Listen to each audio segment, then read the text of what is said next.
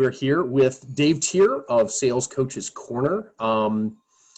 Dave and I met probably, 7 years ago, 8 years ago, at one of my previous employers, and he is a sales coach and consultant when it comes to all things sales, whether it's sales management or actually getting people in the field to get out there and increase your numbers. I'm proud to call him my friend, and wanted to have him on here today to talk about the current environment with sales and how to motivate your people to keep selling, even though there's a worldwide quarantine going on right now. So, Luke, I hand it over to you, or Luke, sorry, Dave, I hand it over to you. Thank you, and I certainly appreciate the opportunity to talk with folks. Interesting times, to say the least. Interesting in that if you walk a mile in my moccasins as a sales trainer, sales coach, it's interesting to know that I've got clients out there right now that are not missing a beat. I'll tell you, I've had coaching conversations today with companies that you would not know anything were going on. And it spans the spectrum from that to well, certainly locally with the auto companies being down, my clients that support the auto industry aren't doing anything. So it spans from nothing at all to not missing a beat to some even supporting the ventilator production and some of the equipment that's being made. So it's an interesting time.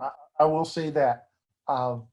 What I want to let people know is, and remember, I'm a sales trainer, I'm a sales coach. I've been doing this for almost 30 years and really a salesperson at heart, right?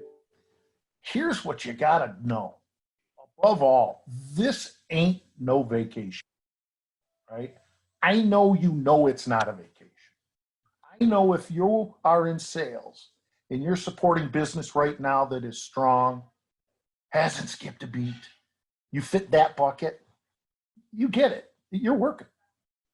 But if you are in a position in a company, and again, some of my clients are, where things have slowed down or stopped, you can't stop. So I want you to know that if you're confused, nervous, scared about what to do, you're okay. A lot of people are nervous, confused, and scared about what to do. Can you at least keep a mantra that work still happens? And I'll give you some suggestions on what to do in both situations, right? Clearly, if you've got stuff going on, if you've got action, you've got to maintain and do what it is that you do. Interesting to know that you're doing it all by phone, email, and text, which is a funny paradigm right now. For years, I've contended that far too many salespeople lean on phone, lean on the email, especially far too much.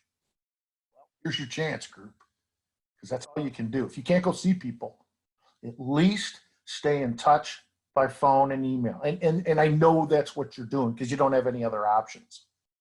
For those of you that you think things have stopped, right? Production is down, facilities are closed, you're not going there, they're not going there, there's nothing going on, you still have to act as if, and I don't mean sell something today, but you have to stay in touch with your customers.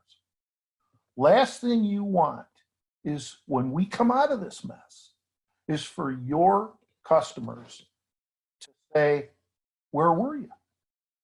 And it's, not that it's tempting. I don't think that anybody would do that, but you have to reach out to these folks and send a message. And the message has to be appropriate. So we should talk about what that appropriate message is. If you're selling and you're in your business as usual, so to speak, you know what the message is. It may be a different message right now, but you know what the message is. We've got you covered. We will take care of you. Capacity is okay. We're strong in this area. right? The appropriate message for the appropriate times is we will take care of you. No fear in working with us, right? But what about if you don't have any action right now? What's the appropriate message to folks that aren't buying from you right now? I just told you need to stay in touch with them, because if you don't and your competitors do, look out when we come out of this mess, right? The strong companies that are in touch with their customers are going to come through this and be even stronger. Strong companies will make it no matter what. The strong salesperson is a big part of that equation. So if you don't have any action, so to speak, with current customers, stay in touch with them for a number of different reasons. Number one, because you care about them. What about a check-in call to see how they're doing, to see how their family's doing, to see how their friends are doing, to let them know how you're doing? If you got relationships with people, if you've got relationships, boy, oh boy, I hope you do, they wonder how you're doing. So you've got a reason to check in. There's other reasons. There's other reasons. How about we're your advocate? We're here for you when you need us. You may have things that they are going to need, maybe not for sale and for purchase right now, but what if there's some information that they can access on your website? What if you updated some things? There's a whole new portal of information available to you so that you can understand fill in the blank. That's a great reason to get in touch with your customer, right? Again, if the message is appropriate, by all means you can reach out. So what's an inappropriate message? I don't know how this happened, but it happened. I won't say the airlines because I don't need to say the airline. I don't think you'll know. I got an email yesterday as if it were 3 months ago and they wanted me to take a trip. Book now. Book now. I listed all the cities that were available for rates, didn't recognize one thing that's going on with the pandemic, and didn't make it about what happens when we come out of this mess. Will you need to take a break? We sure love to see it when that happens. The message was totally inappropriate. They could have just as easily, and you know what we mean by this, just as easily made the message appropriate by speaking to when we come out of this. Times are tough. You'll want to see friends and family. If that's where you are, we'd love to be here for you. I would gladly opt into that message, but the other one was it was just obnoxious. Don't be that. When I say don't be that guy, don't be that guy or gal with an inappropriate message at this time in your sales career, right?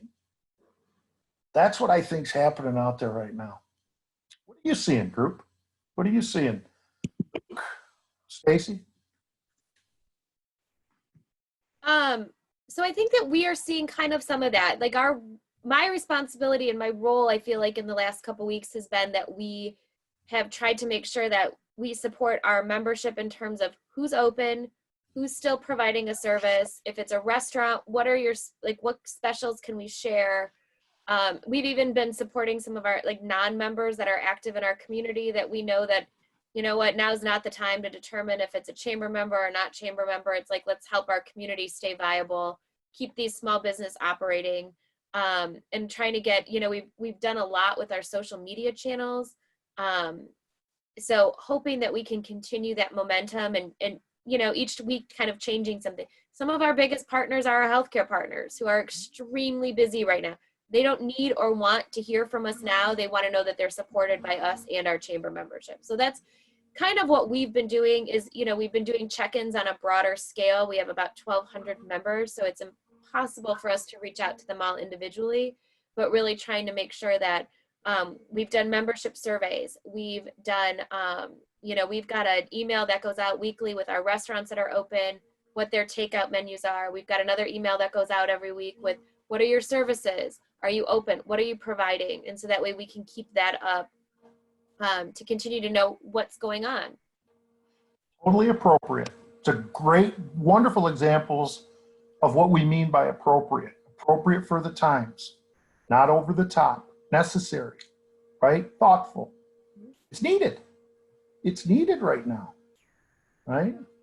I've seen a lot of companies they're in problem solving mode, and the severity of problems are very different. They're either solving their own problems internally, depending on what kind of industry they're in, right? So you've got, real estate property owners that have significant problems to solve. They've got tenants that, aren't paying rent or not going to pay rent, and they have mortgages. They're in the process of trying to solve relationship issues with their tenants and with their lenders to try to make things right, and also distributing their workforce at home. There are companies that are in position to solve problems for other customers that they either have or they don't have, and they're trying to figure out ways to do that, whether that's pivoting. The PPE needs are significant, and they're pivoting their company to address those needs, or they're supporting somebody else that has those needs. And then I also see companies trying to provide value. Even if I've got an active contract with you where I have to do something, or everything's on standstill, or maybe you're not even a customer at all, but I'm just trying to figure out a way to provide value.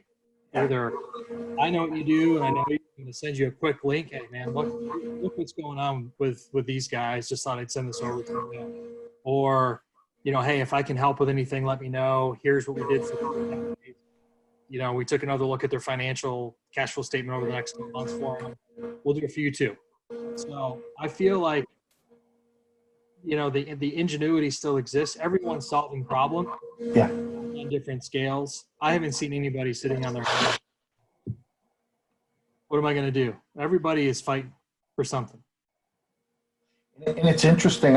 Somebody was mentioning the other day, after 9/11, the rules change. And what's one of the biggest changes in our society that everybody struggles with? Take your shoes off now at the airport. That never happened. The rules changed. We can be sure the rules are going to change after this. Culturally, I promise anybody that sneezes moving forward is going to get a look, right? It's going to happen. For salespeople, we got to make sure. Oh, one moment.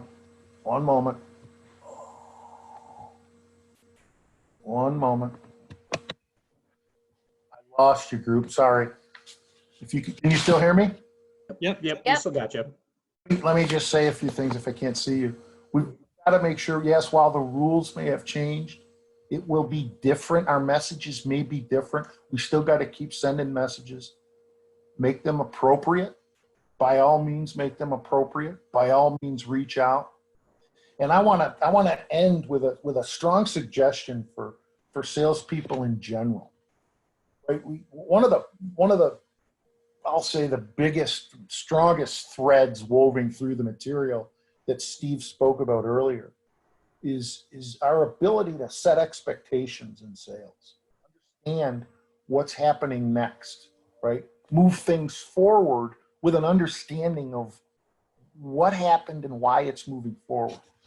That can be done on our end as salespeople by suggesting things and committing them all in one fell swoop.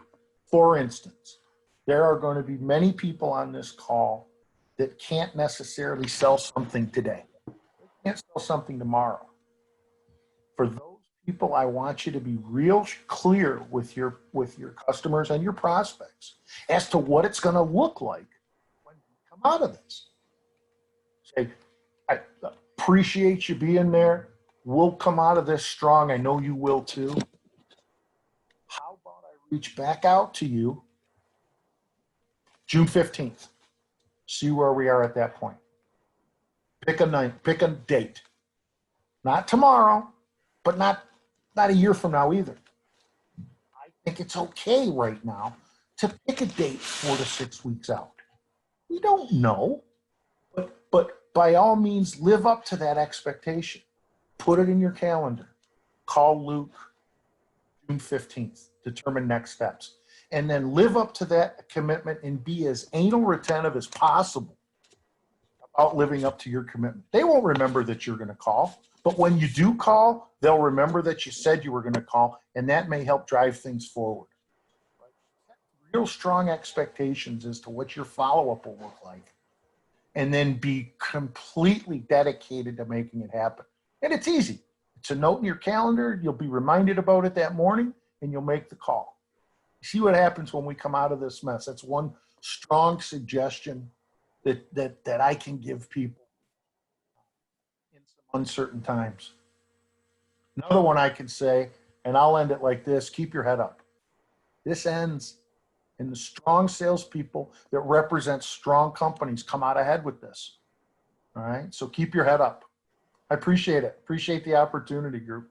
Thanks very much. Hey, thanks for joining us, Dave. You know, we'll if we have any questions or any follow through or anything like that, we'll definitely buzz you again, and hopefully we talk again soon.